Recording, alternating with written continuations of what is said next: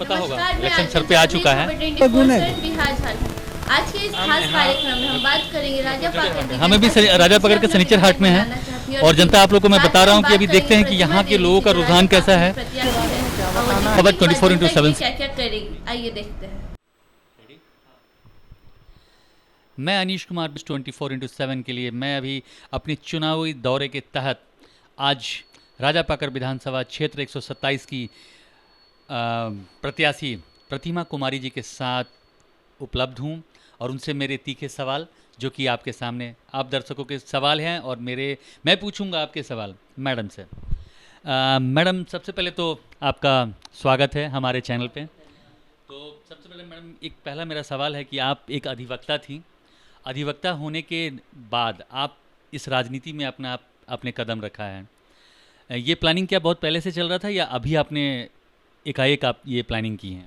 नहीं, मैं विगत 15-16 सालों से 16 वर्षों से समाज सेवा से जुड़ी हुई हूँ और मैं बता दूँ कि मैं समाज सेवा के बाद मैंने लॉ किया है, उसके बाद मैं अधिवक्ता बनी हूँ।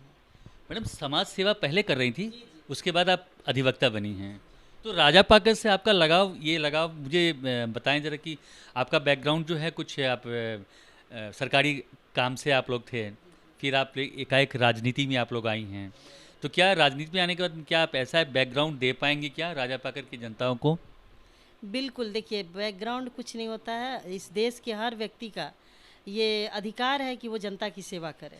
हमारा संविधान ही कहता है कि हर व्यक्ति जनता का और देश का प्रतिनिधित्व कर सकता है। तो मैं ग्रेजुएट हूँ, उसके बाद मैंने लॉ से ग्रेजुएशन किया।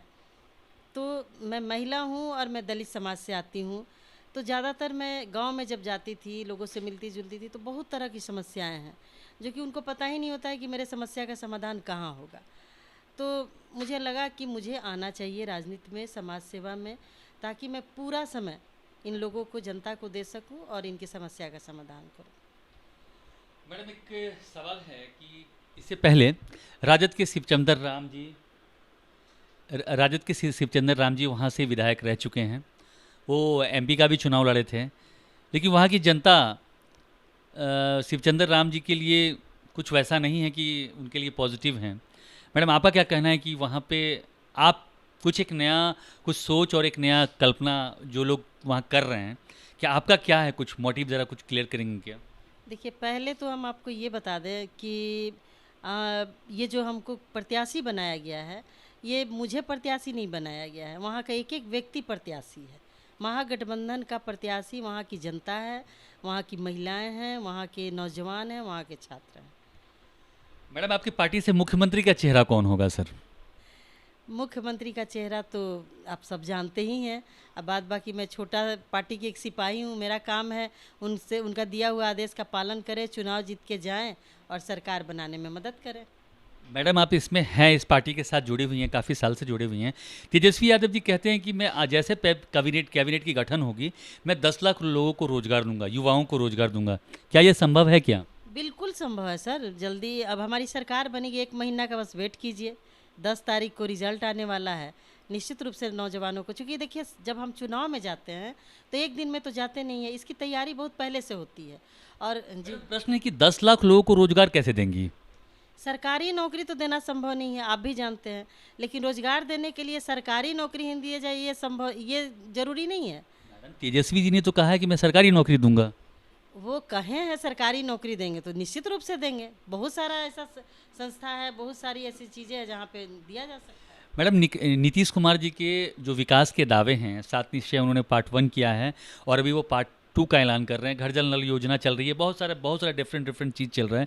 इसके बारे में कुछ मैडम प्रकाश डालिए और अपना व्यू रखिए मैडम।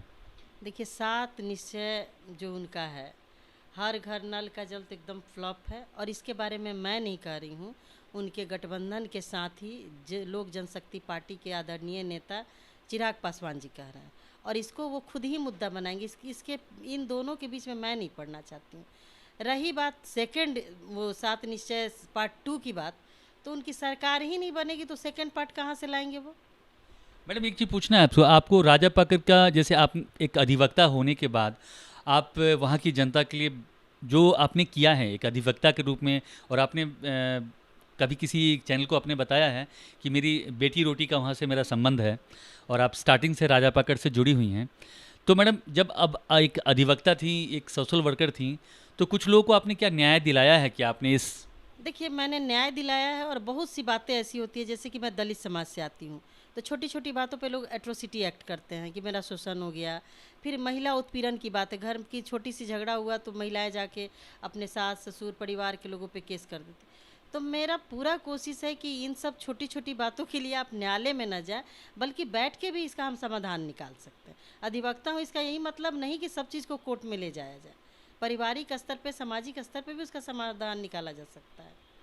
मैडम, अभी वाइन का बहुत सारा अब खेल चल रहा है, तो इस वाइन को पूरी तरह से रोक दिया गया था, लेकिन उसके बावजूद भी आप बहुत जगह न्यूज़ चैनल पे देखी होंगी कि लोग इस वाइन के बारे में बोलते हैं कि खुलेआम कर रहा है, खुलेआम बिक रहा है। तो क्या मैडम, आपकी गवर्नमेंट आने के बाद में क्या ये वाइन को फिर आप स्वतंत्र कर देंगे क्या?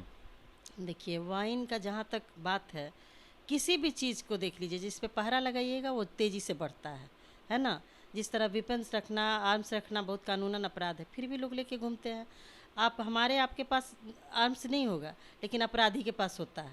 वही हाल है दारू का, शराब का। चूँकि हमारे हस्बैंड खुद एक्साइज ऑफिसर हैं, तो हमें अच्छी तरह से पता है कि पदाधिकारियों के लिए यह समस्या है, लेकिन आम आदमी जो हैं उनके लिए होम डिलीवरी हो गया। तो आखिर शराब आ नहीं रहा तो होम डिलीवरी कहाँ से हो रहा है?